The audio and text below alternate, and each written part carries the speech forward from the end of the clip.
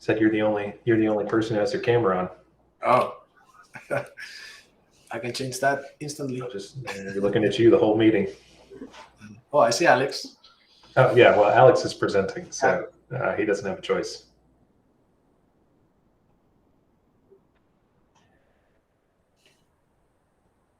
Yeah,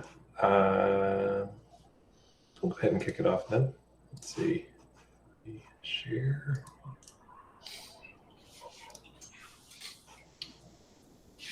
This one. All right. So welcome everyone to another community meeting. Get my desktop arranged here. If you would, go ahead and add your name.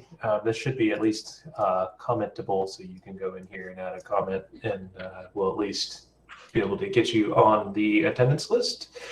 So this is the Ignition Community Meeting for February of 2022. For this month, I don't think we're actually pretty thin on announcements. Part of that is because Louise is on vacation, and she's the one that normally makes the minor release discourse posts, and I realized this morning that I had not done that yet. So I'm going to go ahead and do that and get that out by the end of the week so that people can take a look at that. I did want to call attention to, now that we're at the end of February, we are, I believe, 5 months away from feature freeze from Garden and 6 months away from code freeze. So I don't know that the dates are public. I couldn't find a public record of those dates, but I believe we're targeting the end of July for feature freeze and the end of August for code freeze. So those are 2 dates to keep in mind as we're trying to get things landed. Still plenty of time, but sooner is always better than later. I say that, and I do things at the last minute anyway.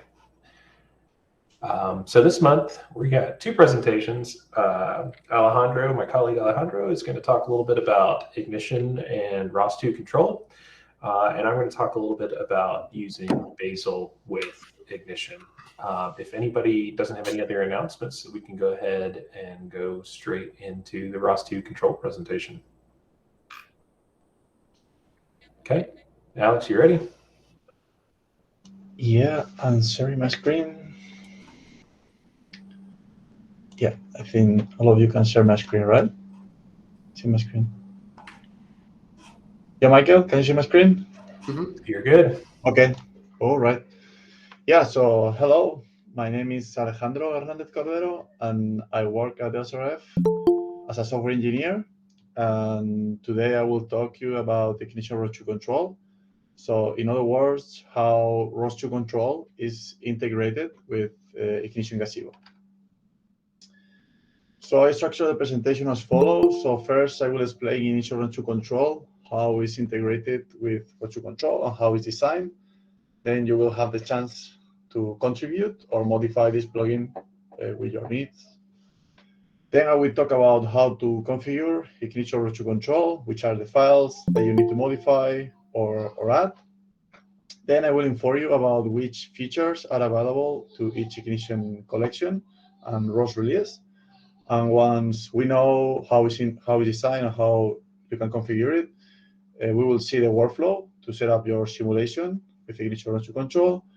We will see some examples and some relevant links.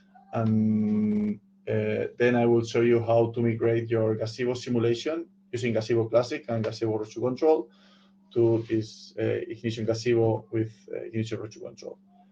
And finally, some interested links of the project, and yeah, and that's all. So this is the structure of ROS2 control. So what I'm trying is to, from ROS2, using topics and services, control what is inside Ignition. So in Ignition, we can have actuators or sensor. So ROS2 control will allow us to act with over actuators and get feedback from sensors. So in ROS2 control, just to give you like an intuition about what is there, there are 3 main classes to define plugins that you can inherit from. The first one is actuator. So it's a single class hardware such as motors, valves or similar, and you must need to define there the right methods, and you have optional. You can define optionally the read method, and for example, you have a sensor inside the joint encoder. So then you have the class sensor, which is a robotic hardware used to sense the environment. And a sensor component is related with joints or links, and you only need to define the read method. And finally, you have the class system, which is a complex multi-degree of freedom robot, and like an industrial robot. And the main difference between the actuator is that the component is, with this component, you have the possibility to use transmissions, so more complex transmissions. So initial run to control implements a system, and inside the initial run to control, we will create the controller manager node, who is going to provide us the convenient interfaces to control the joints and also to get feedback from the sensor of your simulated robot. And when the joints of your simulated robot are exposed, you can send commands, and this will be translated into the desired state. Inside this, we have controllers nodes that are separated in 3 different groups: effort, velocity, and positions. And each controller will modify the state accordingly with the type. So first thing is, sorry for this long slide or with such amount of tests, but I mean, I think it's required to explain with how is designed this plugin. So we need to define 2 different plugins. The first one is for Ignition Gazebo. So this will be loaded by the simulator, and it's gonna load everything that we need to run ROS2 control and control the joints. And then we have another plugin, which is the system plugin that I already talked about. We will connect with the ROS2 control. So as I mentioned, this plugin is gonna inherit from sister, in particular from the class system interface, and this will allow us to re-implement all the methods that we need, such as write, read, start, stop, configure, and so on. And then the ignition system CPP, we will implement all of this inside this class. And finally, the ignition ROS2 control plugin is a ignition Gazebo system plugin, which this one provides the callback methods such as configure, pre-update, and post-update.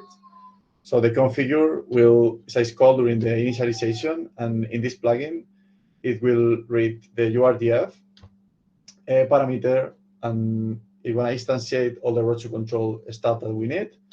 Then the pre-update is going to be in charge of the physics, and it's going to call the write methods, which is going to lead to call this ignition system write.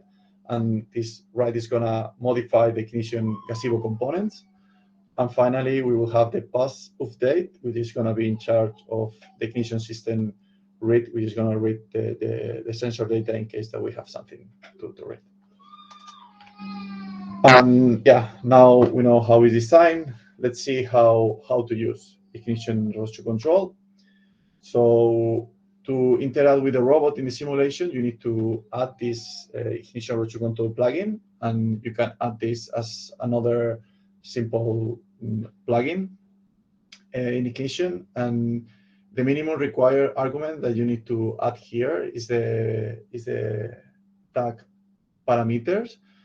And this is required, but we need to indicate ROS2 control how are the controllers, or which are the controllers in this case.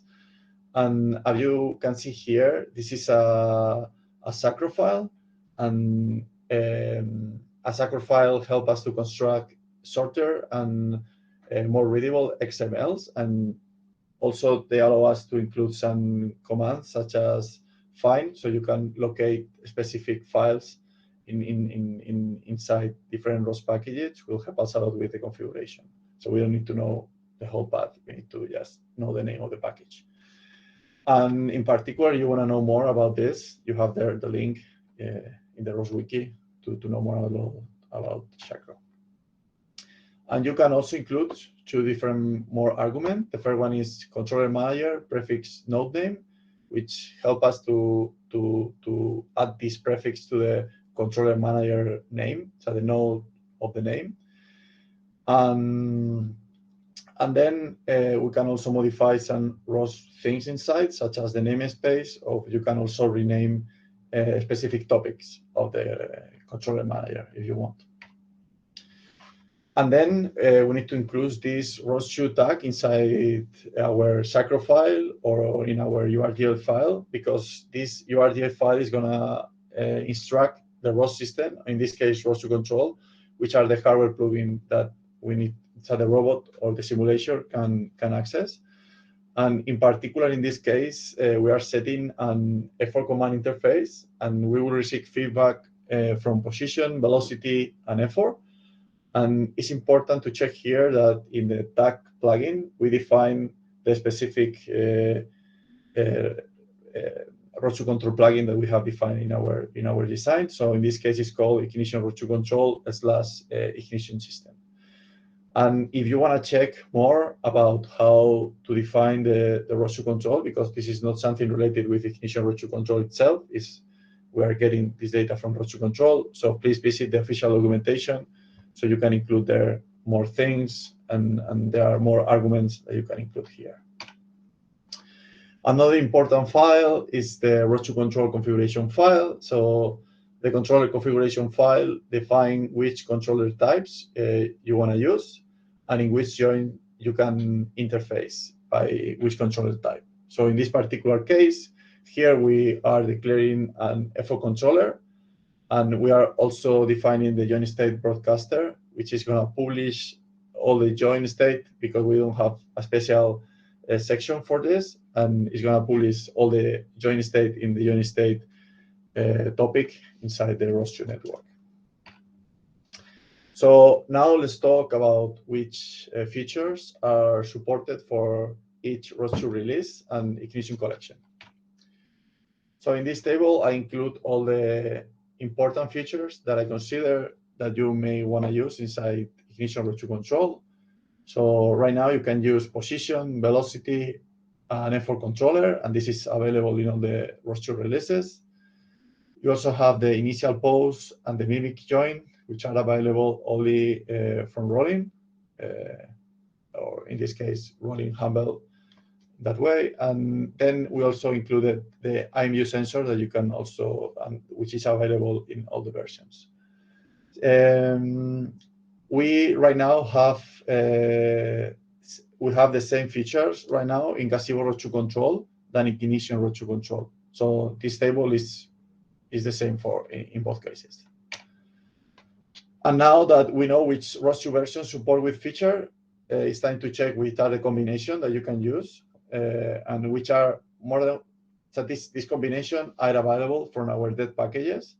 So if you install Foxy, you will have Citadel. If you install Galactic, you will have Edifice and Humble Fortress. Anyhow, you can always combine the different version that you want to use from ROS or from Ignition Gazebo, just compiling from source. But this is something that you can use out of the box. So let's talk a little bit about the workflow and about how to simulate your own robot with this plugin. And I will show you some snippet of a launch file, and that will help you how to create your own launch file for your robot. First thing that you need to do, as I mentioned, is you need to launch the simulator. So for this matter, we have a package called ROS Ignition Gazebo that includes a launch file that help us to launch Ignition Gazebo. In this particular case, we are using the Ignition Gazebo launch.py, which allows us to launch the server and the client. And we are using arguments such as -r, which are going to run the simulator when you start the simulator, and -v, which is going to indicate the verbosity level. And finally, we indicate the empty.sdf word. Now it's time to launch ROS, so the robot state publisher, and this node will help us to do two different things. The first one is to keep a copy of the robot URDF. This will help us because some other libraries such as Snap2 or Moveit will use this information. So we need to get this data from someone. And it's also going to publish all the join state in TF. So we have two different topics. One is the static data.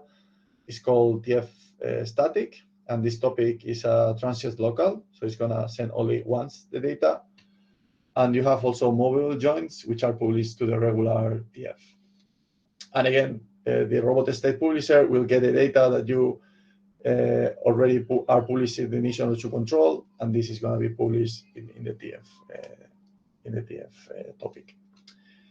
And as you see in this snippet, so we will use Sacro to convert our Sacro file into a URDF. Then this is going to be converted in a parameter, and this parameter is set to in the robot state publisher.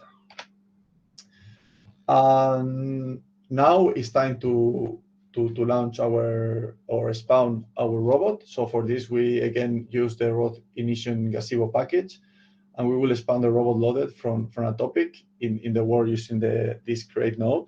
So the minus topic robot description indicates where is the topic for our robot description, then the name of the robot with minus name, and then we allow renaming. You can set this to true to false. It depends. So you want to have a robot with the same name. So if you allow renaming, then it's going to be called carport 1, carport 2, carport 3, and so on. So if you don't want to have robot with the same name, you have to set this to false. And finally, I want you to introduce some interested links and two examples. So here I want to make here big demos because I prefer that all of you try and compile the code. And by the way, I provide some Docker files, and you can compile, test, and run the code. So it couldn't be simpler. So please do it. The first link that I provide here is the grade 3, which is a disk write robot. And I want in particular to highlight this repository because it's very, very well designed, and it's a very nice example about how to transition from Gazebo root to control and ignition root to control. And the reason why is because this repository contains a common package that defines the description of the robot, and the description of the robot is for the two simulators, for Gazebo Classic and for Ignition. So for Ignition, we need to define all the Ignition plugins, the bridge, and the root to control configuration. And for Gazebo Classic, we will define the Gazebo root to packages and the root to control configuration. So, and this is done only using one Sacro argument. So with the Sacro argument Ignition, you will see what is the code for Ignition, and with the argument Classic, you will see which is the code or the XML for Gazebo. So it's a very nice example about how to transition, and I recommend all of you to check this because it's very well designed. And then I would like to include two different PRs that I have open. So one is from the Franca Emica Panda robot. So in this PR, you will be able, when it's merged, but by the way, you can try it if you want, compile different sources about how to move this robot using Move It. And also the Dartable 3, you can use the Napchu stack to also move the Dartable 3, the Burger Waffle or Waffle Pie to move it here using Napchu. And I will give you some details about also how to migrate from Gazebo root to control to Ignition root to control. But first of all, I just want to mention that Gazebo root to control repository has 68 stars, and Ignition root to control has only 10 stars. I mean, it's about the star because both repository and the maintainer and the creator, so I don't mind about this, but I'm more worried about the next slide, which is the lifetime of Gazebo Classic and Ignition Gazebo. So Gazebo Classic is reaching the end of life, and Gazebo 9 is over this year, and Gazebo 11 is on 2024. So probably it's a nice moment to start migrating your simulation, or at least you can prototype something in the same line that you can see in the grade 3 repository, which again I think is the goal thing of the goal repository to check if you wanna do that. So which step I need to follow if I wanna migrate? So the first thing is if I have the Gazebo root to control plugin, I need to convert this in the Ignition root to control. So it's very simple. You will need to change the name because the configuration files and all the arguments are going to be completely the same. And then the version control tag, you need to use the right plugin. In this case, it's Gazebo version control / Gazebo system. Then you need to change this to ignition version control / ignition system. So as you can see here, there is no other change. It's just these two things. Something that probably is a little bit more troublesome is about changing the plugins. So the plugins for LiDARs, disk drives, and so on. So in this case, what you have to do is to change all the Gazebo Roadshow plugins for ignition plugins. And in this case, the ignition plugins are publishing the data inside ignition transport. So something that you need to do is to convert this ignition transport topic using the ROS bridge to Roadshow topics. And again, if you want to check this, the first thing to see this in a real scenario is the Create 3 repository. And some conclusions is that, well, you have there the links for the ignition roadshow control repository, and also another one which is very important, the ROS ignition repository. And yeah, it's something that you can check and try when you want. And I invite you everyone to try this and to test it. And we are really happy to receive your feedback and see people using this. And I want to give some special thanks to Luis, Dennis, Ben, Karsten, Batan, Furita Tomoya, and Victor Lopez, because these guys at least create some PRs, reviews, make some reviews, and so on. So thank you very much, because without you guys, this is not, we can do that. And yeah, this is the end of my presentation. So yeah, happy to receive any question if someone have one.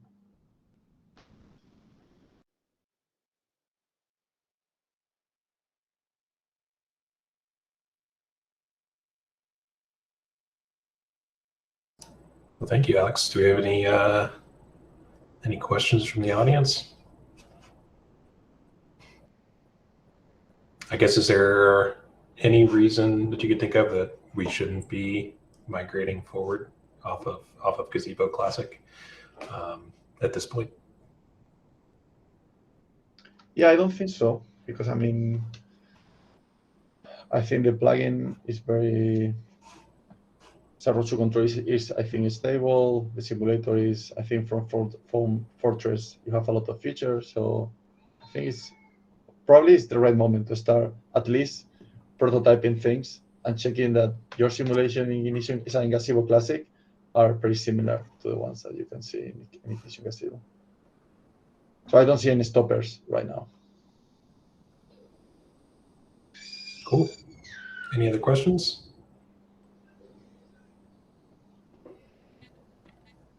All right. Well, thank you. Get the virtual round of applause of a wall of pictures here. There's Jose. You get an applause from Jose. Thank you, Jose. All right. Well, let's see if I can figure out which screen I'm on. I'll just share the entire screen. All right. Well, fortunately, I am the presenter for the second part here. Let's see. We're going to do an infinity mirror, and Google Hangouts is going to complain at me. That's fine. So I'm going to talk a little bit about Ignition and Bazel. So let me go ahead and just start our presentation.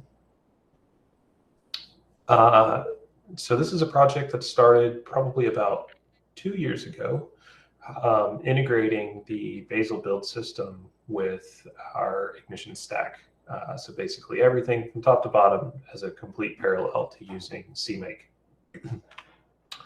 So I guess the motivating factor is to first understand what Bazel is and why you would maybe want to use it. So it is a build and test tool, kind of similar to CMake. Actually, it's probably more similar to something like Gradle. It's not a generator. So unlike CMake, which is actually generating make files or Ninja files or the equivalent, Bazel's actually directly invoking the compiler in the bottom. So it also supports multiple languages pretty much out of the box. So the big ones that you would expect, Java, C, C++, Python, Go, as well as some of the more web-facing JavaScript, that sort of stuff as well, and supports Windows, Linux, and Mac, and can target iOS and Android out of the box.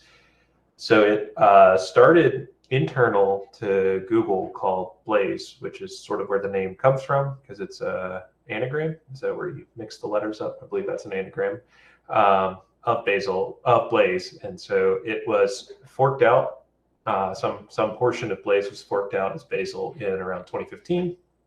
Or early 2015. I think the beta went stable at the end of 2015, and the first like real stable release was around 2019. They're currently out at 5.0.0. So it really has some interesting design principles and things that are actually pretty popular in a lot of distributions. A lot of people who are packaging are thinking about these same sorts of things. So the two really big concepts that they like to harp on are reproducible builds. That says for any action, given a set of inputs, they'll always produce the same outputs. So things that like kind of classically make things non-reproducible is having kind of weirdly generated headers as part of a build process, or injecting timestamps, things like that. Anything that will make the like output object change. And that could also vary based off of platform to platform, right? So if you had multiple installations of Ubuntu and they had sourcing different headers or had different sets of dependencies installed, then the same action won't produce the same output. Also, the other big key concept is portability, which means that a build can be run on any machine, and given the same sets of inputs, the output should be the same. So once you've sort of got these two things in place, you can really make your build system, what they like to say, fast and correct. So if you have reproducible and portable builds, you can do things like incremental builds, where you can actually evaluate your entire source tree and all of your dependencies and only rebuild things that have changed, rather than something like CMake, which has a tendency to only use timestamps. It can't really introspect deeply into what has changed. And so it has a tendency to over rebuild versus something like Bazel. Also, it can be distributed, so it can scale up very, very large. In our case, we're not using it internally or for Ignition as much like that, but other Bazel projects can be built across kind of a large swath of computers and can be cached and reused. For developers, for people like us, it's interesting because it's extensible, so you can add more language and platforms, you can add your own rules, and this is all written in a subset of Python called Starlark. And part of kind of the other part that makes this happen is that everything is done in a sandbox. Every build is performed in a chroot. And all actions, anything that you do, must only use your declared input. So if it's not specified as part of your rule, it can't be used. So this kind of prevents you from bringing in libraries or headers from across the file system without specifically declaring that that's what's going to happen. So just to hit on a couple concepts to make some of this next part a little bit easier to describe. So Bazel builds software from a workspace. And actually what I'm going to do real quick is, it's going to be easier to see this in parallel this way. Unshare that. Share the whole screen. There we go.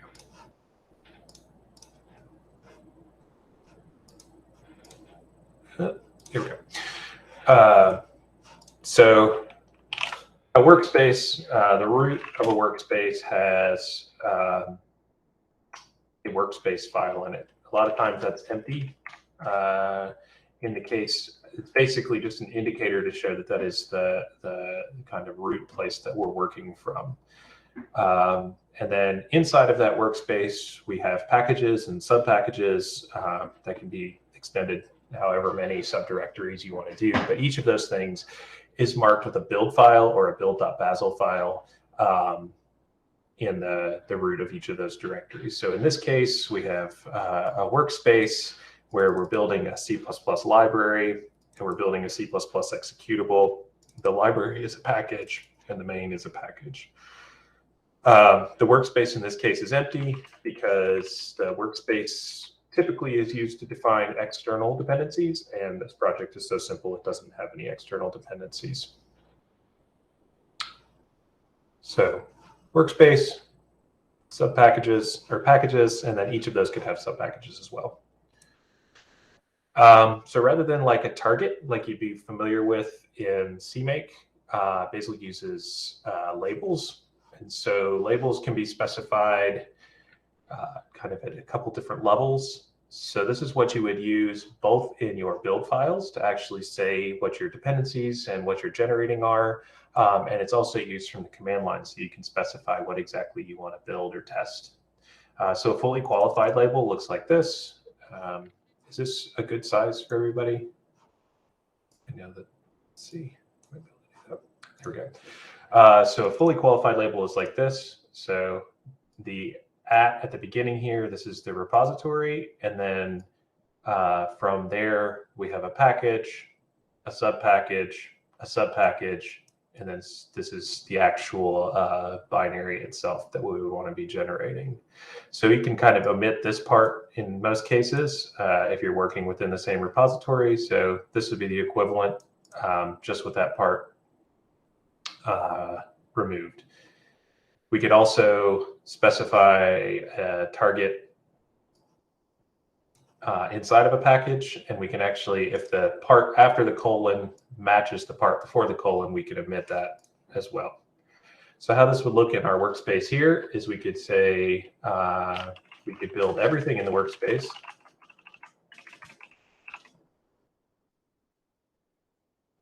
That will run everything. We could build just the library.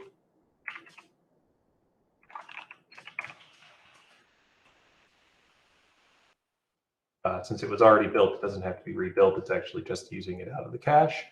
Or we could do something like build one of the executables from the main package.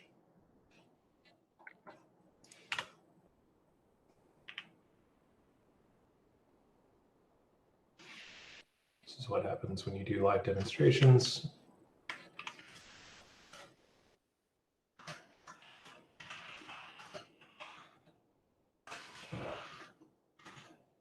Alt tab complete. So that's probably what I should have done to begin with. And then it's also how we can choose to run something. Right. So it actually builds it and then executes the file at the end there. So to look at what this actually looks like, we also have what are called rules. And so there's a predefined set of rules. There's tons of them available. You can actually look at this Bazel build encyclopedia, and they have corresponding rules for each of the main languages, as well as kind of more convenience rules that you would use in various parts of the tool chain. So for Ignition, we're primarily interested in sort of the C++ rules to generate a binary, to generate a library, to generate a test. So CC binary, CC library, CC test. So here, we're specifying that we want to build a C++ library, and we have to completely specify it. We give it the name, we give it the sources that are the inputs and the headers that are included.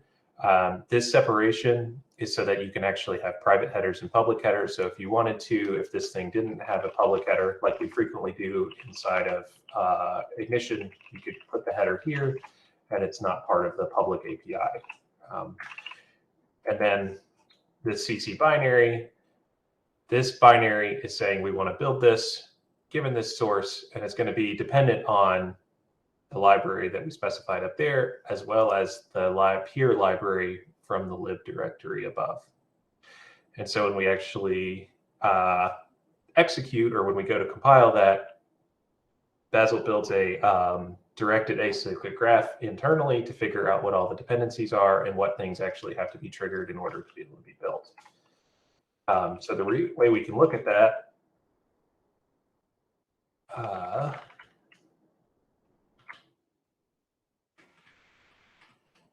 screen. Hello. Oops.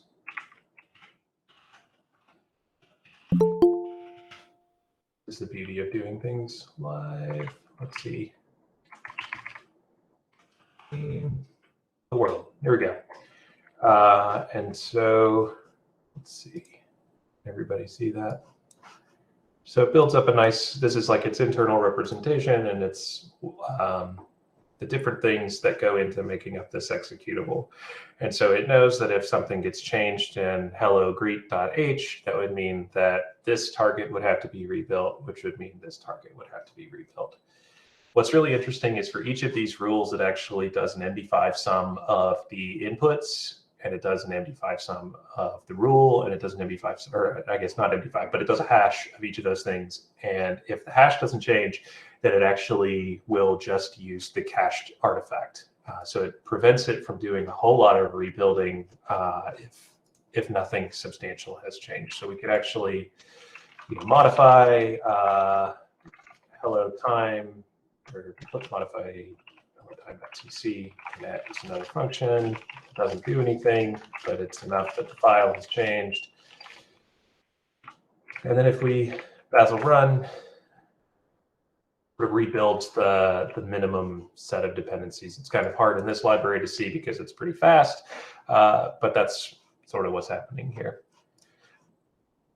One other part, so like I said, you can only use things that are specified ahead of time.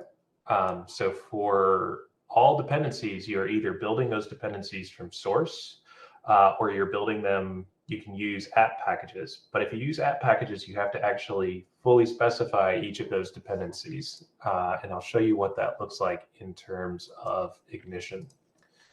So in here, there is, for all of the dependencies that we have inside of Ignition, let's boost the font on that a little bit. So let's pick one that we're building from source. I'm sorry, one that we're just linking against and not building from source. So this is an example of Bullet, and these are the things that are installed by the apt package for Bullet. We're basically just globbing those headers and forwarding the link options, kind of like you would see with the package config file. For something that we're building from source, like Eigen, I mean, it's header only. We're actually writing a more complicated CC library that is providing Eigen. We do the same for TinyXML too. So we're actually building a C library. TinyXML only has one CPP file. It only has one header, so it makes it pretty straightforward. But this is actually creating a TinyXML target that we can depend on. You are not, when Bazel actually does the build, it creates a chrooted environment.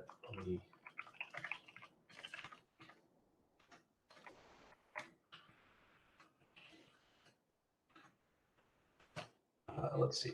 So it actually creates a chrooted environment that the build happens in.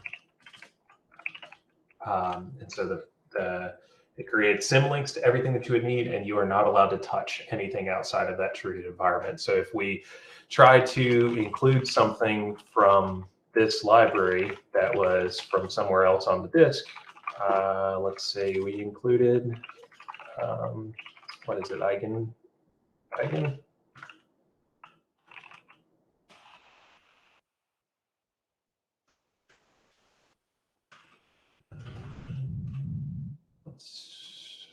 Let's include Cholesky. We tried to actually include this. Build.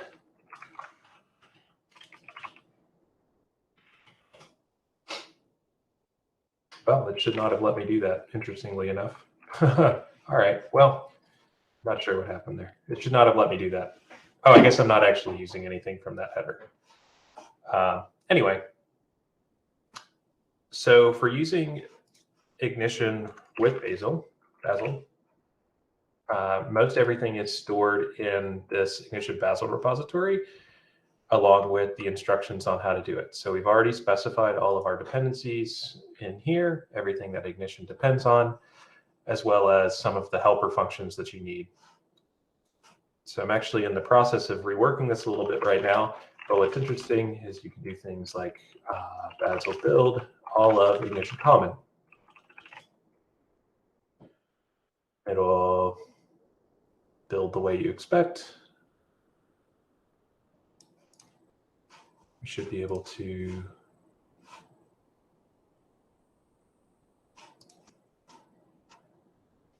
just a second. I didn't realize it was not compiled.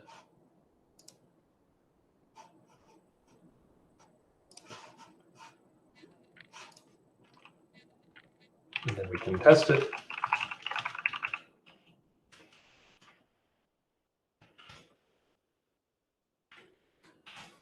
Use my fingers correctly. And so it executed all of our unit tests in Ignition Common and all the tests passed. We can also, what I think is pretty interesting is generate that same graph, but for arbitrary executables in the Ignition stack.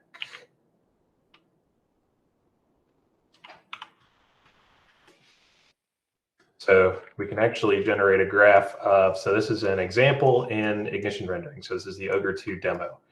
And so it depends on these data files, the duck.png and the pump and all of those media assets. And then it goes even further down into all of the Ignition libraries that we depend on, down into the Ogre libraries that we depend on, all the way down into the file system libraries that we depend on. And so it reconstructs this directed acyclic graph for each of the builds and each of the targets. And so this is what it can determine when something needs to be rebuilt. So it can always rebuild sort of the minimum path through this graph. So directed acyclic graphs save the day again. So one thing I'd be interested in getting people's opinion on, I'm actually in the middle of this rework for Garden right now. So we'll actually have all of Bazel building against main branches. When I finish this up, I'm just up through rendering right now. I've got a few more to do. So you can find the rework on the repository here. It's in a separate branch, and I'll land that once it's all done. But there's one thing that kind of interests me is setting up the caching for Bazel. So right now with Ignition Gazebo, we're having kind of problems with CI times, kind of exploding. And what's interesting is since you have these sort of hermetically sealed builds, you should be able to set up caching, or there is a mechanism for setting up caching in the cloud. Google Cloud Storage provides one mechanism for it, but really any arbitrary HTTP server could do it. And that means that anybody who's doing a Bazel build of Ignition anywhere can use these cached assets. And it will actually download the binary cached assets rather than building it from source each time. So it should be able to greatly accelerate our CI and testing times. I don't know if any of our colleagues from TRI or the Drake project are here, but they may have some experience in setting that up I know they use Bazel quite heavily in their setup. And I'd also like an opinion on this was something that was introduced in Bazel 5, but I haven't had enough time to investigate it fully. So it's a different way of specifying dependencies a little bit differently from how we're doing it right now. Yeah, so with that, yes, are there any questions?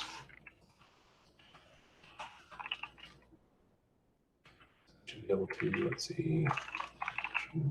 Rendering.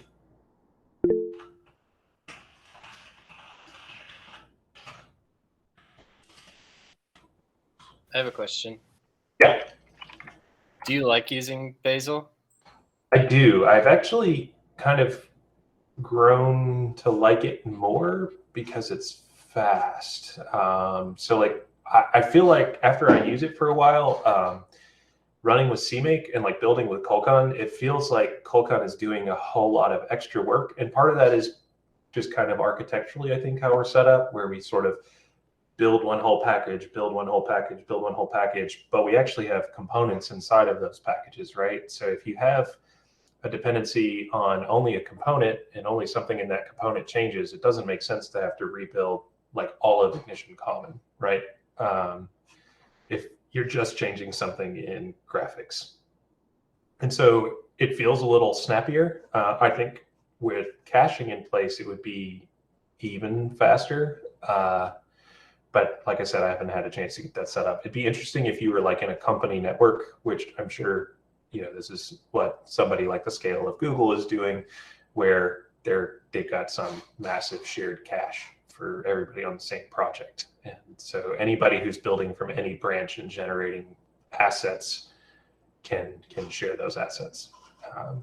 That's sort of like the original motivation for this. But yes, that is to say yes. Also, I feel like it's much more straightforward.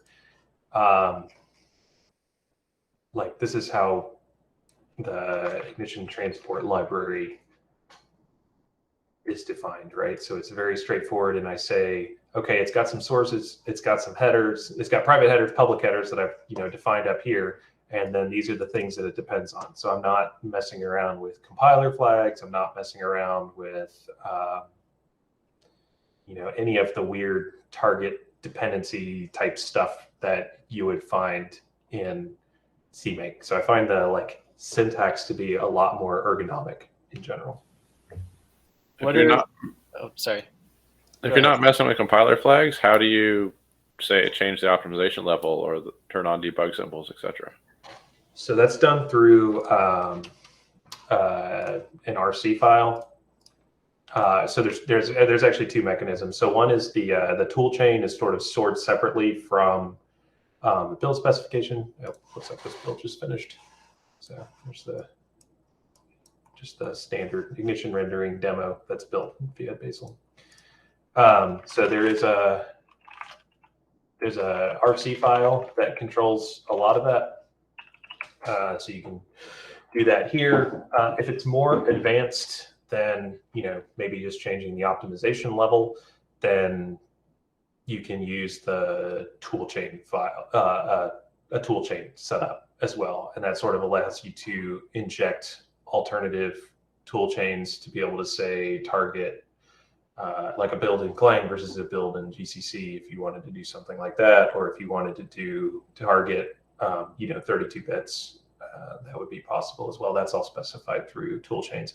Since I've been primarily kind of targeting Linux and the same version of Linux, I haven't used that too much, but I imagine there are people out there that are much more versed in that, in how to accomplish that.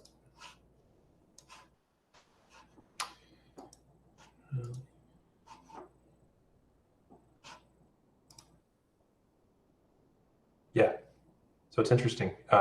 It's vast. It's revealed some very CMake dependent code paths in our source trees. We do a lot of kind of weird things in some places in terms of injecting preprocessor symbols and stuff like that, and so that is generally frowned upon in Bazel. Yeah. So. What are some of the anti-patterns from Bazel's perspective that you ran into with our code that was fine with CMake? Yeah, so the two big ones are we just do a lot of header generation for injecting project source path. So we have a test that maybe refers to some data that's held in a directory near that test, right? So for Bazel, you actually have to purposely install that data or make that data available because you are running in this sandboxed, kind of hermetically sealed environment. So if you don't specify that the data needs to be used, it won't be available. So that's sort of that doesn't fly. The other thing is you're not supposed to be making a prescription as to whether something is statically or dynamically linked. Bazel sort of makes that decision based off of the dependency tree that it looks at. And so in a lot of places, we generate a shared library that's supposed to be loaded as a plugin. So you sort of have to force it to do that. Otherwise, it won't necessarily generate a shared library. And there's also a little bit of trickery with if using if you use a lot of static variables like singletons, that tends to get kind of caught up in that static library linking as well. You can run into issues with that. Apparently somebody, I guess they're not here, somebody is using this to build on Mac OS as well, or they're using this as kind of the base jumping off point for building on Mac OS. So I'm interested in getting more feedback from them as well.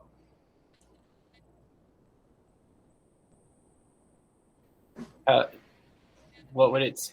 Can you imagine? Do you think this would be useful for ROS, or is that just So like there's like Ament would have to be redone and like it's yeah. I'm just curious what your thoughts are there. So I think so. So part of this is that it can sort of be incrementally adopted. So even if you have kind of binary install of ROS, you can still add sort of a Bazel shim layer. So I believe Shane has been doing that with ROS 2 to kind of surface ROS 2 libraries through this syntax. So if you wanted your project to use Bazel and not build the entire thing. So we have a lot of really CMake oriented logic in ROS 2. So I think it would be a pretty steep curve. I think, yeah, the distributing the fat binaries or the app repositories, app packages, and just treating those as sort of black box binary blobs is probably the safer way to do it. But with that, you lose the flexibility of just being able to change platforms or that sort of stuff. But Bazel also doesn't have multi-language support either, right? No, it does. It's Python, C++, Java, Go, and basically it's all sort of written the same way. Like if you have a Python executable or Python library, it's kind of a pi underscore executable, pi underscore library. It all sort of builds with the same syntax. Oh, cool. Yeah. So they use this for Android. I believe TensorFlow makes pretty heavy use of it. I know Drake makes very heavy use of it. There's a pretty, I guess there's a list of people who are using it here. Just share. There's a pretty substantial list of other people who are using it. Michael, you mentioned a RC file with like compiler configuration flags, things like that. Have you found yourself using that much when doing Bazel integration, or is it really just sticking to the files you showed us in terms of source and library dependencies? Pretty much just source and library dependencies. Sorry, I'm trying to share the agenda as well. The RC file is really just for changing between, like, I've used it to change between debug and optimize builds, but even then I don't find myself doing that very often, right? For the most part, if everything works, it works. Or you leave it in optimized with debug symbols on. So kind of like with Colcon and CMake, if you don't find yourself changing those things very frequently in that environment, you probably wouldn't find yourself changing it very frequently otherwise. Question. Yeah. If you have an external dependency that's a CMake project, yes, the general workflow is to convert that into Bazel build, right? What, or is it?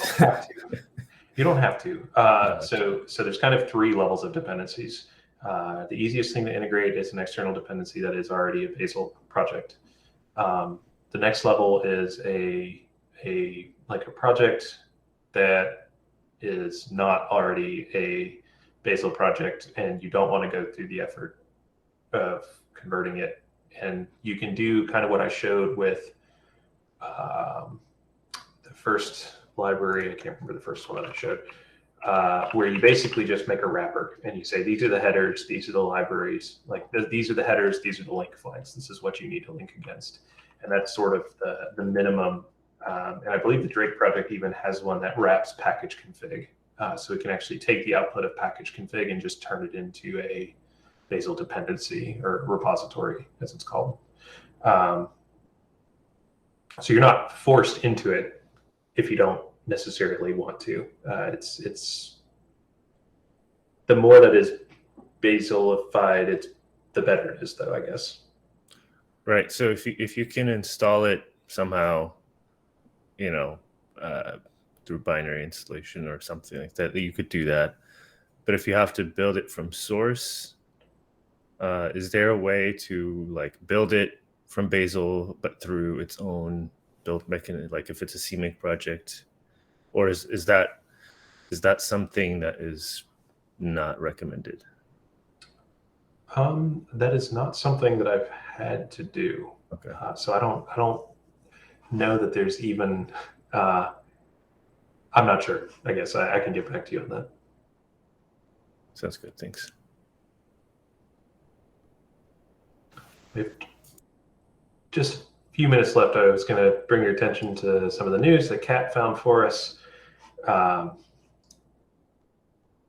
Whole bunch of interesting things going on out in the community. So if you have a chance, take a look at that. And our next meeting will be a month from now. I believe it's already on the calendar. I believe it's later in the evening, or it's in the evening for me, but it may be 6 p.m. Pacific time. Check the calendar though, and obviously check the community postings as well.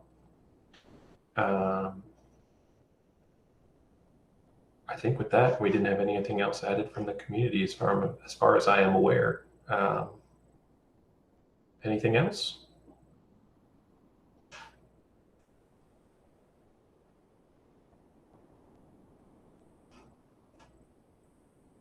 Well, thank you all for being here. We appreciate your time. Hope to see you in a month. And remember, we're freezing and all that stuff in 5 months and 6 months. So sooner is better than later. Cheers, everyone. Thanks, Michael. Thanks, Michael. Thanks.